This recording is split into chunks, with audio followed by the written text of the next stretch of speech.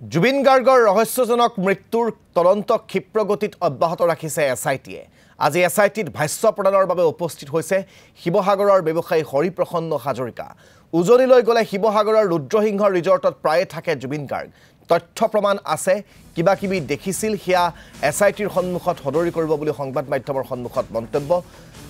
বিশিষ্ট ব্যৱসায়ী হৰিপ্ৰসন্ন হাজৰিকাৰ। ইফালে আজি চিআইডিৰ কাৰ্যালয়ত উপস্থিত হৈছে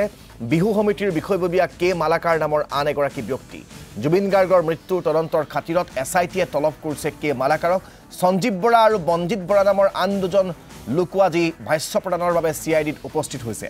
ছিংগাপুৰলৈ যোৱা 3জন ফটোগ্ৰাফাৰো উপস্থিত হৈছে চিআইডিৰ কাৰ্যালয়ত। অবিনাশ দাস, কুলজিৎ দেউৰী আৰু অভিষেক উপস্থিত হৈছে চিআইডিৰ কাৰ্যালয়ত। দীপাংকৰ লহকৰ নামৰ আন এজন ব্যক্তিৰ লগতে আজি পুনৰ চিআইডিৰ কাৰ্যালয়ত উপস্থিত হৈছে ধৰ্মেন্দ্ৰ বৈশ্য। ইফালে আজি পুনৰ এছআইটিত ভাষ্য প্ৰদানৰ বাবে উপস্থিত হৈছে জুবিন গাৰ্গৰ অতি ঘনিষ্ঠ পুত্ৰসম ৰাহুল গৌতম শৰ্মাও। এয়া হৰিপ্ৰসন্ন হাজৰিকা, যিগৰাকী হৰিপ্ৰসন্ন হাজৰিকা ভাস্কৰজ্যোতি চিনেমা হলৰ স্বত্বাধিকাৰী শিৱসাগৰত যিখন বিমান ৰেষ্টুৰেণ্ট তৈয়াৰ কৰি থকা হৈছে, যিখন বিমান সেই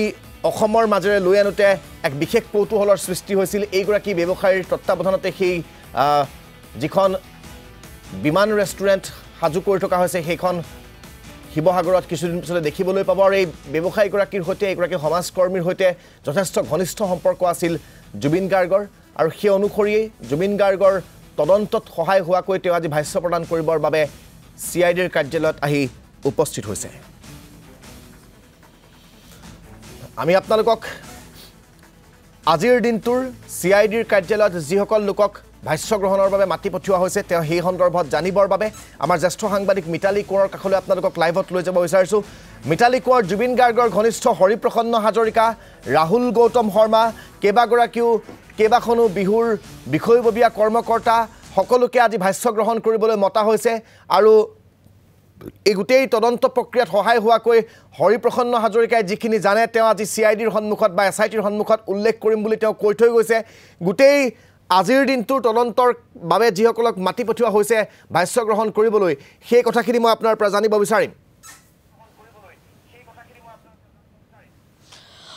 হয় ৰাজদীপ, ইতিমধ্যে সকলো কথা স্পষ্ট হৈ পৰিছে, কাৰণ মুখ্যমন্ত্ৰীগৰাকীয়ে কালিৰ দিনটোত যিখিনি কথা কৈছে আৰু সেই একেখিনি কথা আজিৰ দিনটোতো কৈছে, কাৰণ চাৰ্জশ্বীট দাখিল কৰা হ'ব ডিচেম্বৰৰ 10 তাৰিখে। আৰু এটা কথা স্পষ্ট কৈ দিছে যে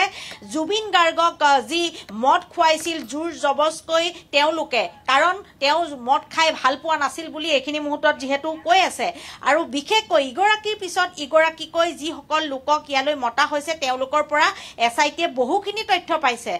আমি পুৱাতে আহিছিলোঁ ইয়ালৈ আৰু আমি দেখিছিলোঁ যে আপুনি যিহেতু উল্লেখ কৰিছে শিৱসাগৰ যিগৰাকী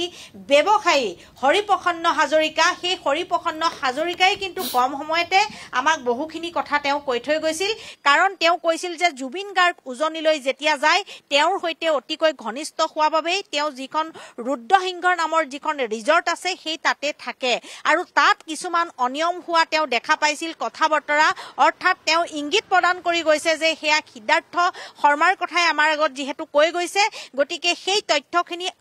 জমা দিব ইয়াতে তেওঁ ক'ব সকলোখিনি, আৰু লগতে বহুখিনি তথ্য প্ৰমাণ আছে বুলি হৰিপ্ৰসন্ন হাজৰিকাই কিন্তু আমাক ইংগিত দি থৈ গৈছে। আৰু সেই কথাখিনি ইতিমধ্যে তেওঁ তাত অৱগত কৰিব, আৰু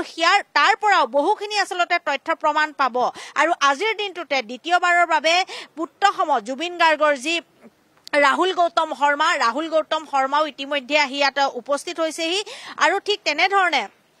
নৰ্থ ইষ্ট ফেষ্টিভেলৰ বাবে যি আচলতে ছিংগাপুৰলৈ ফটোগ্ৰাফাৰ লৈ গৈছিল এই 3গৰাকী আহিছে, 3গৰাকীকে সোধা পোছা কৰা হ'ল। আৰু তেনেধৰণে বহুখিনি বিহু কমিটিৰ লোক আহিছে আৰু অন্যান্য ক্ষেত্ৰত জড়িত বহু লোক আহিলে আজিৰ দিনটোত পুৱাৰ পৰা এতিয়াও তেওঁলোকক সোধা পোছা অব্যাহত ৰাখিছে। কিন্তু এতিয়া সকলোৱে অপেক্ষা কৰি আছে 10 তাৰিখলৈ। 10 তাৰিখে যিহেতু চাৰ্জশ্বীট দাখিল কৰিব, তাৰ পিছতেই কেনেধৰণৰ গোটেই কামবিলাক হ'ব, আইনী প্ৰক্ৰিয়া আচলতে কেনেকৈ আগবাঢ়িব, এই সকলো সকলোখিনি তথ্য ইতিমধ্যে মুখ্যমন্ত্ৰীগৰাকীয়ে তেওঁলোকে যিখিনি আচলতে কাম কাজ কৰিছে বা কোনখিনি তথ্য পাইছে সকলোখিনি সমগ্ৰ ঘটনাৰ যি ক্লু সেই ক্লু কিন্তু মুখ্যমন্ত্ৰীগৰাকীয়ে কালিৰ দিনটোতো উল্লেখ কৰিছে আৰু আজিৰ দিনটোতো উল্লেখ কৰিছে আজি যিহেতু জুবিন গাৰ্গ মৃত্যুৰ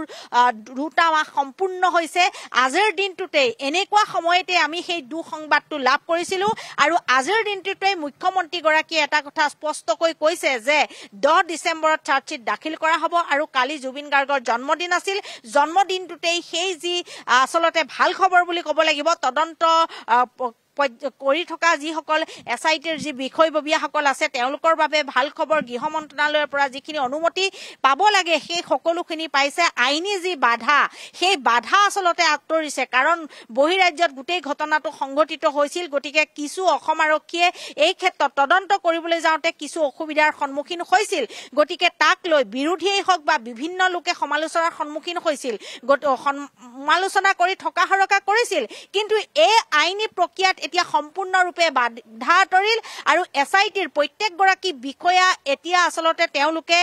কৈছে যে তেওঁলোক সফল হ'ব কাৰণ যিখিনি তথ্য প্ৰমাণ সেই তথ্য প্ৰমাণ তেওঁলোকে ইতিমধ্যে পাইছে সিংগাপুৰৰ পৰা যিখিনি তথ্য প্ৰমাণ লাগে সেইখিনিও পাইছে তেওঁলোকে যিসমূহ সামগ্ৰী তেওঁলোকে পৰীক্ষা কৰাৰ বাবে দিছিলে সেইসমূহৰ ৰিপৰ্ট আহি পাইছে মুঠতে তেওঁলোকৰ বহুখিনি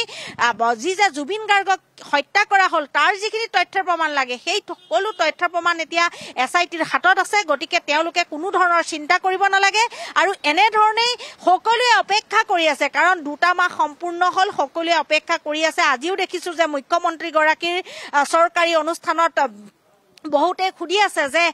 যেহেতু কেতিয়া এই ন্যায় পাব জুবিন দাই ন্যায় কেতিয়া পাব খুদি আছে গতিকে মুখ্যমন্ত্ৰী গৰাকীও কালিৰ দিনটোতে হওক বা আজিৰ দিনটোতে তেওঁ আসলতে কৈ দিছে যে কেনে ধৰণে জুবিন গাৰ্গৰ যে কেৱল টকা আৰু সম্পত্তিৰ লোভতেই এই সিদ্ধাৰ্থ নামৰ মানুহটোৱে এনে ধৰণে লুণ্ঠন চলোৱাৰ স্বাৰ্থত আসলতে জুবিন গাৰ্গক এনে ধৰণে অৱহেলা কৰিলে সেই কথা জলজল পটপটকৈ স্পষ্ট হৈছে আৰু সিংগাপুৰত নিউ জুবিন গাৰ্গে যিসমূহ কিছুমান কাম ভাল নোপোৱা কাম তেওঁ কৰিবলৈ বাধ্য কৰাইছিল আৰু খুৰা সেৱন কৰাইছিল সেই সকলো কথাখিনি মুখ্যমন্ত্ৰীয়ে কৈছে এই কথা আমাৰ নহয় শুনিবলৈ বেয়া লাগিব যে জুবিন গাৰ্গক মদ খুওৱা হৈছিল বুলি ক'লে আজিৰ দিনটোত বেয়া লাগিব কিন্তু মুখ্যমন্ত্ৰীয়ে কৈছে যে জুবিন গাৰ্গক জোৰকৈ মদ খুওৱা হৈছিল জুবিন গাৰ্গে সেয়া খাই বেয়া পাইছিল আৰু সেই কথা কৈছে আৰু এই সকলোখিনিৰ ক্ষেত্ৰত যে সিদ্ধাৰ্থ শৰ্মা জড়িত হৈ আছিল স্পষ্ট প্ৰমাণ হৈ পৰিছে আৰু এই কথা চাৰ্জশিটত হয়তো সকলোখিনি সন্নিবিষ্ট হ'ব কিন্তু যিখিনি ইংগিত দিছে তাৰ জৰিয়তে এটা কথা স্পষ্ট হৈ পৰিছে যে মুখ্যমন্ত্ৰী গৰাকীৰ মন্তব্যৰ পাছত যে জুবিন গাৰ্গক খুৰা খুৱাই এনে ধৰণে বিপথে বহু সময়ত পৰিচালিত কৰিলে তেওঁ আসলতে যিখিনিত গুৰুত্ব দিব লাগে সেই গুৰুত্ব নিদিয়াকৈ ৰাখি যিসমূহ ধন টকা পইচা আছে সকলোখিনি আসলতে আত্মসাৎ কৰিলে বিভিন্ন যিসমূহ নলগা কামত তেওঁ যাব লাগে সেই সমূহত লৈ গল টকাৰ লোভত হেহতিয়াকৈ তেওঁ আসলতে সৰু বিপণী খুলিলেও জুবিন গাৰ্গক ব্যৱহাৰ কৰিলে আৰু সেই ব্যৱহাৰ কৰি ধন ললে নগদ ধন ললে কাৰণ বেংকৰ লেনদেন খুব কম তথ্য লাভ কৰিছে এসআইটিয়ে সকলোখিনি তেওঁ নগদ ধন লৈছিল আজিৰ দিনটোতো আমি দেখিছো যে যেহেতু আসুৰ যিগৰাকী সম্পাদক আছিল প্ৰাক্তন শংকৰজ্যোতি বৰুৱাৰ এক তথ্য দিছে যেহেতু সামাজিক মাধ্যমত যে গান গোৱাৰ বাবে অনুষ্ঠানটোত উপস্থিত থাকিব নোৱাৰিলে কিন্তু আগধন যি লৈছিল সেয়া কিন্তু যেহেতু এইগৰাকী সিদ্ধাৰ্থই আত্মসাৎ কৰিলে তেনেধৰণে এতিয়া জুবিন গাৰ্গৰ ন্যায়ৰ ক্ষেত্ৰত প্ৰত্যেকগৰাকী লোক ওলাই আহিছে যাৰ হাতত যি তথ্য আছে সেই সকলোখিনি লৈ ওলাইছে কিন্তু সকলোৰে ক্ষেত্ৰত এটাই স্পষ্ট প্ৰমাণ ওলাইছে যে এই যে সিদ্ধাৰ্থ শৰ্মা ই হৈছে এটা ধুৰন্দৰ আৰু ই কেৱল টকা চিনি পায় টকাৰ লোভত ভাল যিসকল শুভাকাংক্ষী লোক আছে যি ভাল পৰামৰ্শ দিয়ে জুবিন গাৰ্গক সেই সকলক ওচৰত চাপিবলৈ নিদিলে আৰু তেওঁ নিজেই যন্ত্ৰৰ দৰে ব্যৱহাৰ কৰি টকা আত্মসাৎ কৰিলে আৰু অৱশেষত সেই দুখবৰটো আহিল আজিৰ দিনটোতে দুমাহ পূৰ্বে আজিৰ দিনটোতে এই সময়খিনিতে আমি সেই দুখেৰে বাতৰিটো সম্প্ৰচাৰ কৰিছিলো আৰু আজিৰ তাৰিখতো আমি ন্যায়ৰ বাবে এনে ধৰণে প্ৰত্যেক দিনে ৰাতিয়ে প্ৰত্যেকগৰাকী লোকে ন্যায় লাগে আৰু সংবাদ মাধ্যম অহনিকে এনে ধৰণে আমি ইয়াত সিআইডিৰ কাৰ্যালয়ত সন্মুখত উপস্থিত থাকি বাতৰি সম্প্ৰচাৰ কৰি আছো এটা স্বাৰ্থতে যাতে কি হৈছিল কেনেকৈ হৈছিল সেই কথা পোহৰলৈ আহক এনেকুৱা ঘটনা যাতে পুনৰাবৃত্তি নহয় সেই কথা পোহৰলৈ আহক সেয়াই সকলোৰে আশা সেয়াই সকলোৱে এতিয়া অপেক্ষা কৰি আছে যে চাৰ্জশিট এনেকুৱা শক্তিশালী হওক যাতে দুখীয়া কঠোৰৰ পৰা কঠোৰ শাস্তি পাওক আৰু অসমীয়াই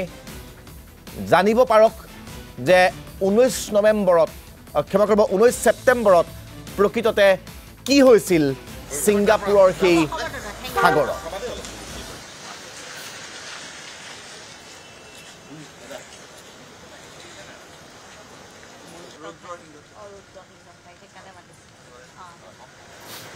আৰু অলপ কথা আছে আমাৰ ওচৰত অলপ তথ্যও আছে মোবাইল আছে আমি মানে দাদাক একেবাৰে কাষৰ পৰা পাইছিলোঁ তো তাত অকণমান কিবা আমি কাহানী দেখিব পাইছিলোঁ এনে আজি লাষ্ট দাদা কেতিয়া গৈছিল মোবাইলটো লৈছিল হয় সাইলেন্ট কৰি দাদা অফ কৰি দিব পাৰে সময়ৰ কাৰণে আপুনি